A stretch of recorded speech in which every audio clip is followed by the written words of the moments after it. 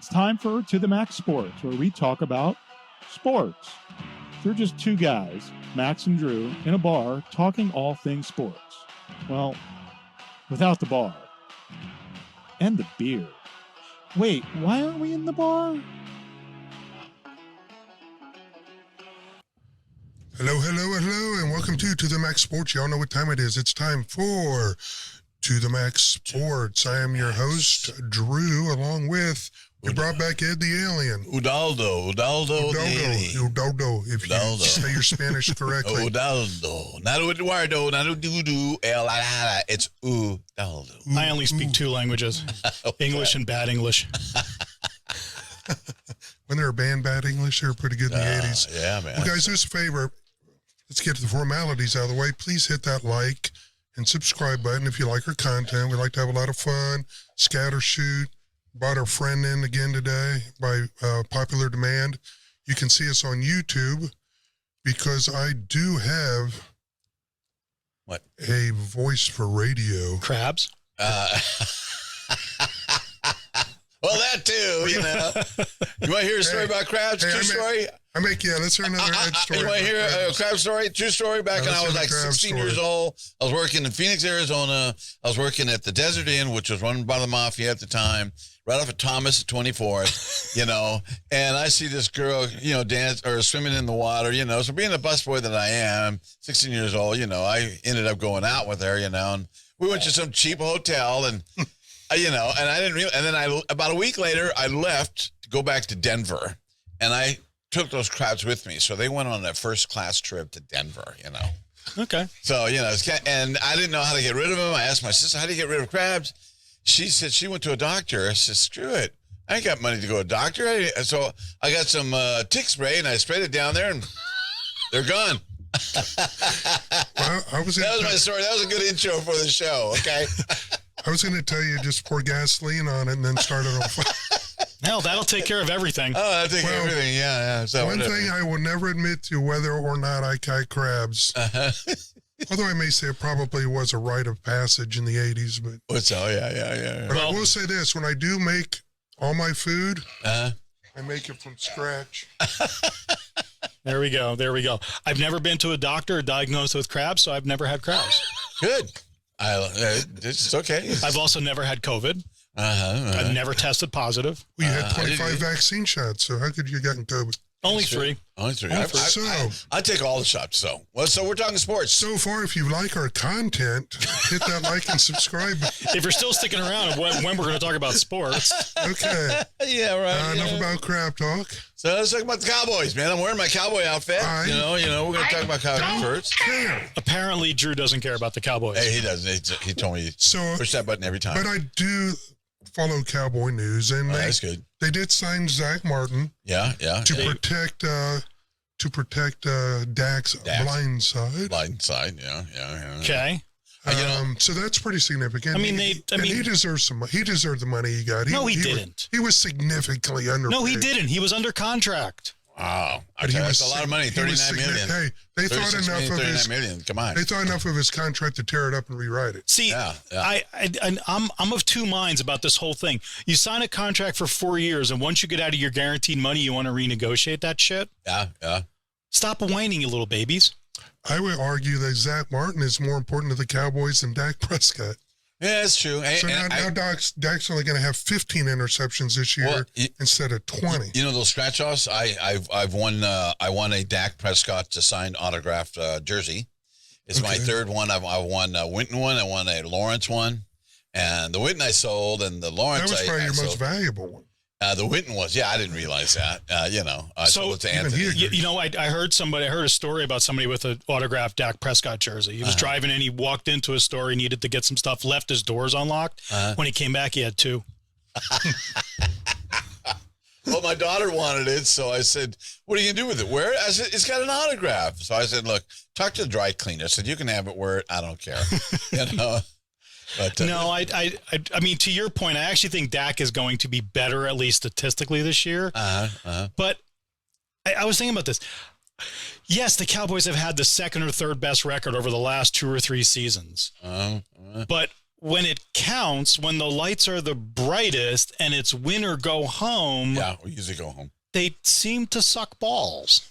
Well, see, the problem, And not in a fun kind of well, way. one of the problems right now with the Cowboys is the leadership starts at the top. Your quarterback is your leader. Would you agree? Oh yeah, we've always been mad. You know, we can never. I mean, the guy he's got a big ego, and I don't think Dak has a big ego. No, not ego. We're talking about the owners, not the top of the leaders. I'm talking about the owners. I agree with that. You know, because we all know that San Antonio is never going to get a suit. I mean, we got the Brahmas, which is kind of cool. Did you see a Brahma game last year? No. A lot of fun. Not in person, but I did. Watched it on TV. Watched it on TV. A lot of fun, you know, and it's a football experience. But we'll never have a NFL team in San Antonio. We all know that. Well, but getting back to my original point, your leadership starts with the quarterback. Okay. We all agree on that. Mm-hmm. Dak does not have the respect of that team. I was reading some reports out of their camp that one of the defensive backs was calling him a punk ass biatch, and that's your own teammate calling you that. Wait. Practice. Wait, which running back, and is he now wearing a Patriots wasn't a uniform? Running back, defensive back. Defensive back. It was the kid that's. Now here's the thing: if you're playing on the defensive side of the ball, you have zero, in my mind. Shut your mouth about the other side of the ball. Take care of your own. Take care of your own. What's the word? Watch your own backyard first. Take care of your own shit first. Right, and I agree with that. But answer me this, and be honest, without any hyperbole. Sure. Can you imagine any defensive back when Brady was playing, Manning, Elway, in practice, calling him a punk ass bitch? Yeah, that you lose a lot of respect there. And how do you expect the whole team to gel if somebody's going to be feeling like that? And maybe you're supposed to block for him, and you're not going to block for him. You're going to let somebody go through and smash him. I said, no, that's for that remark on. And back then, we didn't have the internet. You saw it in the newspaper. We didn't have the internet. We didn't have like 24/7 news. We didn't have a way for these guys to get out there. And quite frankly, it was a much more polite and diplomatic locker room that we knew of. Politically correct. A polite locker room. I'm sorry, but you're in the polite locker room right now. I don't know if it makes sense, but Zeke Elliott signed with the Patriots. I know. Yes, he did. But somebody else in the paper said, "Well, it's not going to really do any good." But I actually kind of hoped I was hoping the Bengals would have signed him up as insurance, because I will say this. I mean, the guy had the lowest per average run per average in the league last year for, I think it was 250 carries or something. But the guy had a nose for the end zone. You put him on the 3-yard line. Yeah. He's a little bull. He's a little bull. He's a little short yardage things. You jump in there. And the nice thing about him for his stats or whatever is Bill Belichick doesn't care about Ezekiel Elliott's ego. He doesn't care anything about anything other than what's going to be successful. And if Elliott is successful down inside the 5, then he'll use him. If he's successful third and short, he'll use him. Otherwise, we may not see very much of him. $3 million though, $3 million plus incentives. That's all. Yeah. That was it? Well, $3 million signing, and then with incentives, I think you come out to six somewhere. Six, which is $4 million less than the franchise tag that Pollard's playing on. But Pollard produced. Wow. Well, that's amazing, the money that they get and stuff like that. So, what about that Cincinnati quarterback? Did he recover? Didn't he get somebody get hurt on the Cincinnati quarterback? Oh, Joey Burrows. He's not back. I was not expecting him back until week 1 in the regular season anyway. Yeah, he's tossing on the sidelines. Well, you think he really got hurt, or there's one of them fake injuries to keep him out of there? No, I think that was real. Oh, okay. And my worry for my friend Drew, who's actually a Bengals fan, is if they didn't let it rehab right, the way that calf is, and he has some other lower body stuff going on, that he had the potential of actually doing some major damage to his Achilles, because that's kind of the progression of that. That's that injury progression, because it was a calf strain. Well, one of the things with Burrows is, and it is a little disconcerting, however you want to say, is that, that the first injury he got, the gruesome injury he got, that wasn't his fault. He was out there just getting mopped up because he didn't have an O-line. But, when you start getting into injury-prone athletes, it's scary. But when he's on. But I'll tell you what, right now, if I were in Vegas, I'm not sure what the current line is. I'm going to bet it's about 7-2 now that the Jets are in or win the Super Bowl. They just signed Dalvin Cook as a running back. And with the receivers they have, the monster defense, it really is Super Bowl or bust for Aaron. Oh, we got two more regulars. And I'm curious if you know what hold on. The book in Vegas is that they're not going to make the playoffs. Oh, that's I don't believe that. So that's your predictions right now. You think the Jets are going to be How would they not make the playoffs? Well, look at their league that they're in. I mean, their division. I mean, Bills, Dolphins. Are the Bills better on paper than the Jets right now? Yes. No. Bills and Dolphins. Who else? We can go. Whose defense is better? The Jets or the Bills? The Bills. Who's got a better quarterback? The Bills. Statistically, over the course of the last 5 years. They have better hands in the They got better receivers right now, although the Bills are loaded. I'll give their offense a lot of credit. But now they're running back. They're getting the kid that got hurt all of last year back and a 1,300-yard runner in Dalvin Cook. So, I mean, come on, man. I talked a little bit about the promise and stuff. And what's good about it is that a lot of those guys, these guys, it's like a lot of them are getting signed up in the NFL. I don't know exactly who, but I just read this sports stories and stuff like that. And it's like a little farm system for the NFL. All those little places. That's a good thing. And players are being signed. Mm-hmm. Okay, so I would say Miami isn't any better than the Jets.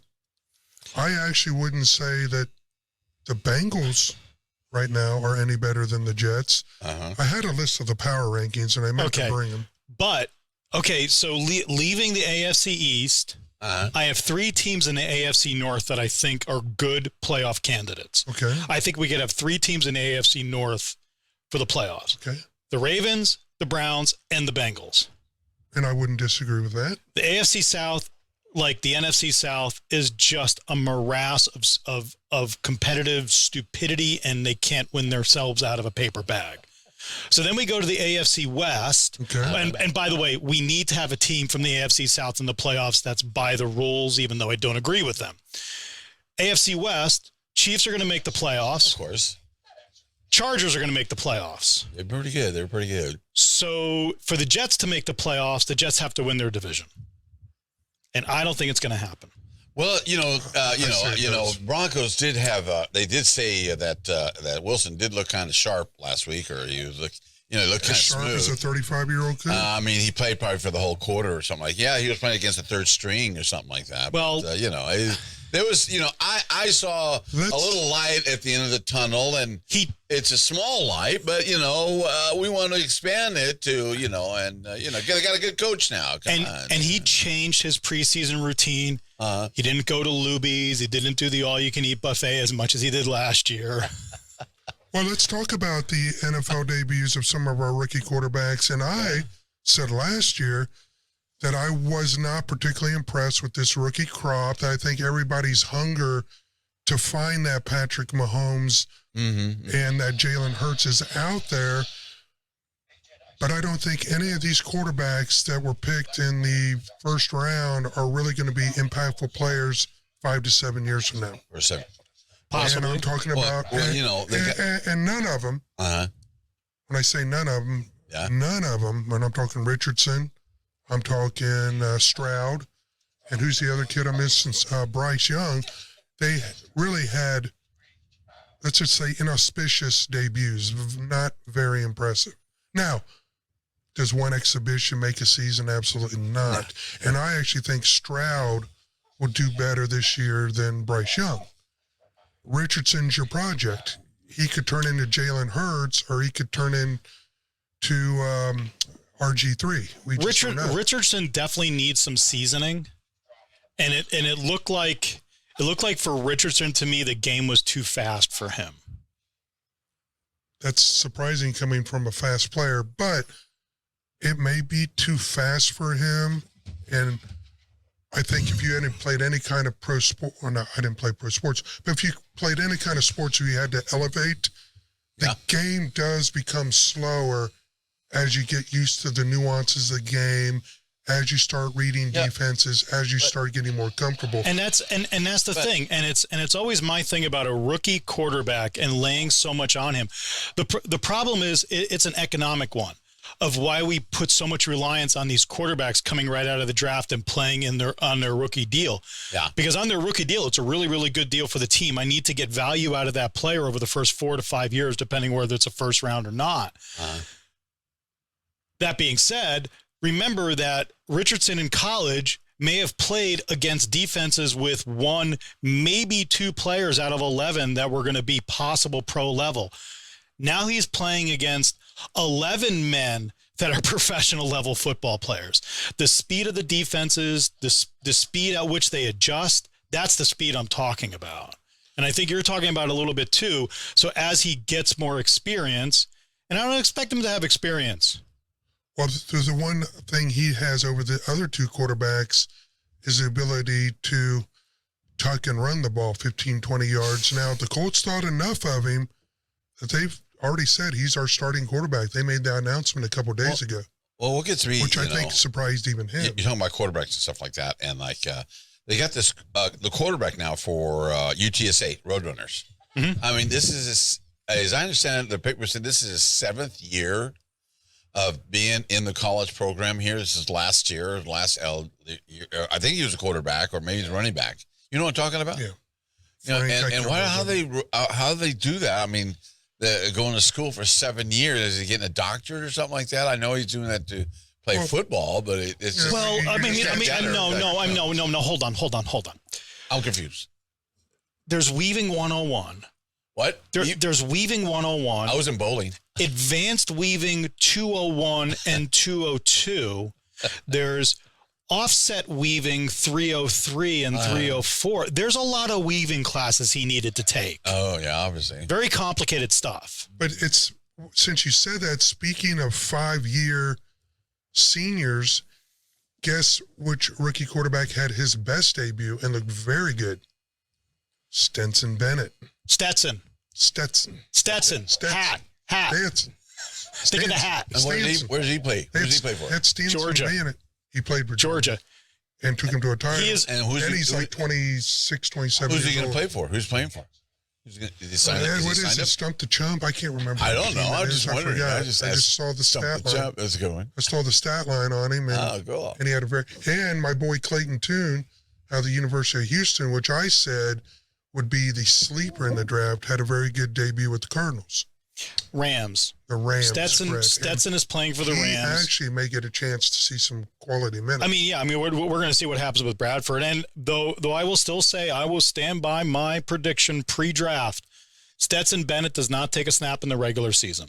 Oh, I'll take that bet along with the Jets. So what, they're just going to keep him in the side in case the other quarterback gets hurt? It's just... is he in any position? I mean, as much as the laundry guy, much as Drew wants to slurp on Stetson Bennett, I don't think he's an NFL. Well, he's a decent fill-in. That's all. Okay. Well, I'm not saying that this guy's a franchise changer.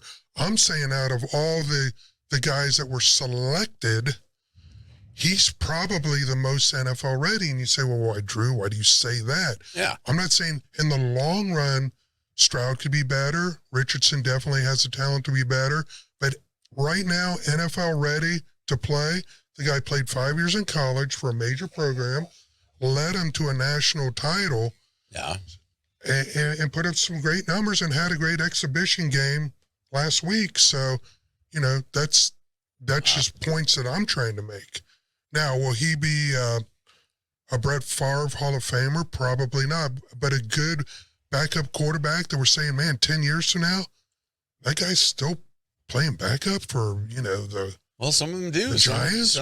Some do. And some of them make a very good career out of playing backup. Trevor Siemian, our backup. Who else? I think he's like 34 years old. He used to play for the Broncos. He's been all over the league. Oh, that's right. Who was the 49er that shit the bed? He's been with 14 NFL teams in the playoffs. Oh, you're talking about our QB3 in QB3 in the I can't remember his name. How many teams was he with? He was with a bunch of bunch of teams. He was a journeyman. He was also a mid-30s quarterback at that point. You always got to have that third person. You always got to have. They all have three. Hey, what's the show that you told me to watch, which is hilarious, where you can make a pretty good living never taking a snap, being the third string quarterback for 15 years on a NFL team. Oh yeah, and it was a college football team. If you never seen Blue Mountain State, it's hilarious. It's pretty raunchy. Like that. I'm surprised they have a show that politically incorrect on TV. It's like Animal House. Animal what? It's Animal House with a college football team. The whole premise is this kid he's the second string quarterback, and no matter how many times they try to promote him to first string, he fakes injuries or something comes up because he knows the pressure. To slide by. Yeah, he knows the pressure of. Mm-hmm. Yeah. Well, they turn out to be. They could sometimes be out.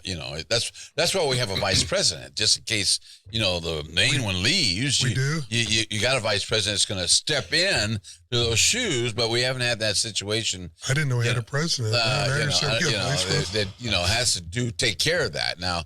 If we could do that for the congressman, would be pretty good. I'm stepping in for the congressman. He's unable to lift this cane and turn on that motor to drive him around the courthouse. So you take over. At this point, I become so disillusioned that if you can read a teleprompter, you'll make a good president.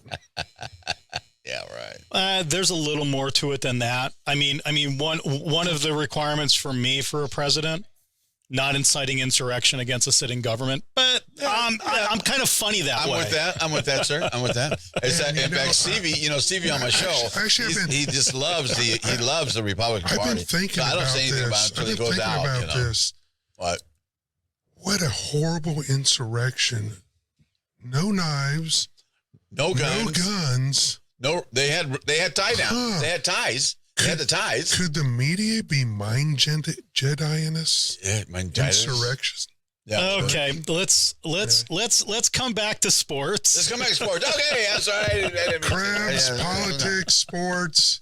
Let's talk about fishing. Everything's covered. I was going to be on the. Hey, you fish, don't you? Yeah. When did the speckled trout start running? They don't really have a run on the coast. There's not really a run for speckled trout. Isn't there an in season? No, there's no real. They're around all the time. There's no real. The only real runs you ever get are the drums. The drums. You get the drum season, which is like in February through March and part of April, and that's really where a lot of guys go down to Corpus and they go to the fish passes and stuff, and that's where you get those 30, 40, 50-pound ones that you just catch and take a picture and throw them back. They're a lot of fun. So can I tell a fish story? You sure can. It's your show. So Ed and a group of the other boys invite me deep sea fishing in Corpus about a year ago. And they brought you back, apparently. Apparently we didn't throw them. And I told them, what? Go ahead. Yeah, so we're out there, and I had one other experience on a deep sea trip, and it wasn't pleasant. So about 45 minutes into this, I'm like, "Hey man, I got this." And then I told you, don't eat. What did you do? He was chumming. He was chumming for the fish. Chumming, man. I said, don't eat anything. Don't even drink anything. Dude. And don't look at the horizon. No, look at the horizon because the horizon is straight. But if you look at the side, it's going. It don't matter what I looked at. If I ain't looking at land, I ain't never going deep sea fishing again. It wasn't really deep sea. We just went far enough that you couldn't see the land. That's all it was. I spent the entire trip in the hull of the boat puking my guts out. Yeah, that's not the place to go. You actually go to the rail. Yeah. And invite more fish to come. So we did get a lot of redfish. They were great. They tasted really good. Well, I chummed the water for about 15 minutes, and then would start blowing on other people. Check this out. When you come back, you all start taking pictures with the fish. He took the biggest fish picture with all of them. Of course he did. He didn't catch one of them. I earned it. So I earned that picture. So funny story. I worked as a dive master years ago. Really? And was on a trip. It was a week-long trip to the Florida Keys. And a dive master is? First level of professional diving, if you will, one step below, kind of an assistant instructor. Okay. Cool. So we're out on the boat. We're doing the morning dives with all the students, and we're coming back in for lunch. And they ask, "Okay, so who wants to go back out for the afternoon?" I'm like, "I'll go back out." Me and one of the other instructors that I liked. So we go, and it also got us out of having to unload the boat and reload the boat. So I'm lazy, so I'm like, I'm gonna go. So we go and eat at Wendy's. Chili, right? No, it was greasy hamburgers. At least it wasn't Taco Bell. So we get back out, and it's a little. This was in the Florida Keys, and it was a Isla Mirada, if you're familiar with the Keys. And we're bouncing around, and I start to get. I'm like, So I started to get really unpleasant. So we get back down on the bottom, and I just put my knees in the sand, and I'm just sitting there with my arms just crossed, just looking with the bad look on my face, because you can't throw up in your regulator. Yeah, right. If you ever scuba dove, you can't throw up. You can't take your regulator out, so you're throwing up through your regulator, which means it's coming back in, and it's going back out, and it's coming back in, and it's going back out. And now that we've turned everyone off with politics and puking. And you're in the water? And in the water. Yeah, you're underwater. It's like 40 feet down, yeah. And you want to take and you want to throw up at that point? Well, actually, no. Once I was on the bottom, I was fine. Wow. So anyway. Crabs and vomit. We've covered every bodily function and you can think ailment about, we can think of. So baseball is heating up. Oh, Rangers, man. Rangers. I should have won the Rangers. Love the Rangers. I'm a Ranger fan. Thank you. Should have been a Ranger. Should have been a Cowboy. Rangers and Astros for the World Series. One of those teams is winning the World Series. That's my prediction. It's going to be the Rangers. It's going to be the Rangers. Have you been seeing? Oh, come on, man. I mean, they're up 3.5 games right now. I understand, but we're talking August 15th. Astros have a better roster. Yeah, I don't know, man. You know, they're our hitting squad, the guys hitting, I mean, they're just incredible. The other day, who was it, Seaver or whatever his name is, he hit a single. I go, a single? Really? The guy hits, double. On this sports show, we refer to the players as what's his name? Oh, I don't know their name. I just like watching them. I listen to the radio. I watch them on TV. I mean, they lost yesterday, but they've been winning, a majority of their, they've been winning like 70% of the 3-game series that they're having. They're doing well. I remember when I was a kid, they used to say the Rangers would always swoon in September because of the Texas heat. Everyone was saying that. Texas heat. It's true. And you got to remember, they were in that stadium that was super hot. But Houston's got the bona fides. They got a leftover residual players from those World Series years. If I had a gun to my head, even though the Rangers are in the lead. Yeah, 72 games, 73 games. First time ever. Well, the Astros are getting players back. They've been snake bit a little bit on their roster with some injuries this season. So, I mean, we'll see how it plays out. I mean, I'll take either one of those teams over every team in the National League. Yeah. Well, I like the Dodgers. I'm a Dodger fan too. And I am AFL. I mean, I'm in National League and American League. I'm an AFC and NFC. That's why I like the Cowboys and I like the Broncos. So I'm also a Dodger fan. I don't like any of those East Coast teams. Hold on a second. Okay, you're a Broncos fan. That's your football team in the AFC. You didn't name a football team in the NFC. Yes, I did. The Cowboys. No, you didn't. Oh, they're not in the NFC? What are they? No, they're not a football team. We'll be here all week. There's a sticker. So what's the difference between a dollar bill and the Cowboys? One's more valuable than the other. You still get 4 quarters out of a dollar bill. Well, wrapping up with football, did you see that story about Michael Hunter? Orr. About the didn't get paid. Well, now he's like the thing you wrote. He's wanting to get paid. Yeah. Well, I'm not so sure if I'm on board with what they're. He signed a contract with these people. These people. Why do these? These people. Had a good contract. Well, I mean, but the guy. He should have had a lawyer when he signed those papers. What's the deal? Why do people always get ripped off? Well, no. He was 18. Yeah. See, that's the thing. Is there's a lot of competing stories about what went on. Well, did you hear the backstory? Apparently, he played at Ole Miss. He did play at Ole Miss. That the family had Ole Miss history with Booster. Yep. And so they were trying to do something to protect, I think, him and them against some kind of allegations. That's the most charitable reading for the Tui side. And this is something, I don't like to see this. I don't either. Because it was this great story that we all watched in the movies and read in the book, and now it's seeming to not be so much. Yeah. The part of the story that he talks about that I agree with was when they kind of made him act like he was a Green Mile guy. You know, do you remember, like, he was kind of a dipshit? I didn't like that part of it. Yeah. But as far as, I don't think the family said, man, we're going to do a conservatorship, and 10 years later, we're going to make a movie and make lots of money off of you. I just don't, I think. Well, they supported him through high college, though, right? I mean, that was part of the deal. I mean, they helped him, got him. Did he get a degree out of this at all? Or, you know, and he did play professional ball, right? He did play professional ball. He was drafted by the Ravens. And how long did he play? He played 10 some odd years. He played a lot of years. So, I mean, he made a living off of it. He did make a living off of it. The debate or the argument is what exactly was his relationship with the Tuohys. The book purports that it was an adoption, but now it's coming out that it wasn't an adoption at all. It wasn't signed till after he was 18, prior to going to Ole Miss. It was a conservatorship, which gave, according to Orr's legal documents, which gave the Tuohys control over financial decisions. All of his financial decisions. Which actually, you know, if you trust your family, being a young athlete, just went along with everything. That might be a smart move, but there's a lot of Tuohy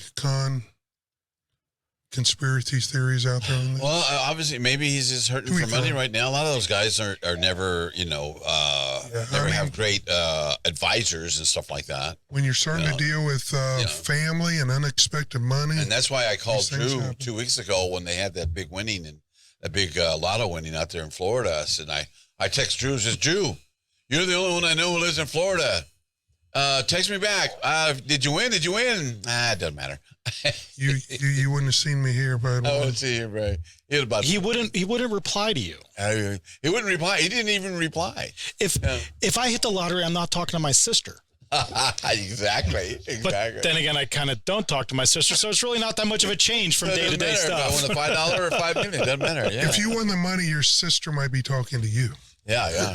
She'd never know. She'd never know. Anyway, anything else, guys, before we wrap this thing up? Well, you going to do a little trivia there? You want to do trivia? We can do trivia. I have cards. You have cards? Go on, you get the glasses there. Give me a little trivia. I'll tell you what, I'll mediate. I'll let you two. Go right ahead. I'll try. I'm not very good at it, but go ahead. I will give you a question. Oh, okay. Question. This is I'll do football for you. Okay. John is playing tight end, jumps into the air, and catches a 5-yard pass. While he is still in the air, he passes the ball backwards to an offensive lineman who is an ineligible receiver. The lineman gains 5 yards after the catch. Is this a legal catch? If not, what type of penalty is assessed? It is a legal catch because you are correct. Because he's behind, he threw it back. He didn't throw it forward. Correct. It was a backwards pass. Even though he's ineligible, he could still run with it. It was like, you can't stop right there. The catch is legal. Bob, are you ready for your question? Sure. Shoot. Not shoot me, but shoot with the question. I will give you... I think we already did that one before, Bob. Yeah, okay. Okay, we will do pro baseball. Okay. The Houston Astros have the bases loaded with no outs. The batter hits a line drive that bounces off the runner's chest while he is standing on third. The third baseman picks up the ball, fires home, and the catcher throws to first to finish the double play. Is this a double play? If not, what is the correct ruling? Assuming for a second that the ball, after bouncing off said runner, bounces in fair territory. Very good. Very good. I'm going to say, it's a double play. It's a double play. You would like to think so, and that would have been a good answer, but the answer is no. Because it hit a The runner was hit by the ball. Yeah. That's interference. Is out. That's right. The ball is dead. It's like dodgeball at that point. The ball is dead at that point. At that point, anytime a ball hits a player like that in a throw. So hold on a second. So So the ball is dead. Runner is out. So the ball is dead the minute it hits the player. Okay, I'm grokking that. So what happens with the batter? Advances to first. The batter gets first, and the runners move up one base. Okay, so we're bases loaded with one out, and we're still going to win the game. Yeah. If you're playing the Astros against the Rangers, yes. Yeah. If it's the Rangers, no. They hit into a double play right after that. Okay. Guys, thanks for watching. Remember, Apple, Spotify. If you don't like us on YouTube, don't talk. Don't like to see our face. Don't like to see Ed chewing gum the whole show. Then listen to us on all those other outlets. We sound really good on your radio. We do. Okay. Until next week. Go A's. We're out. Peace out.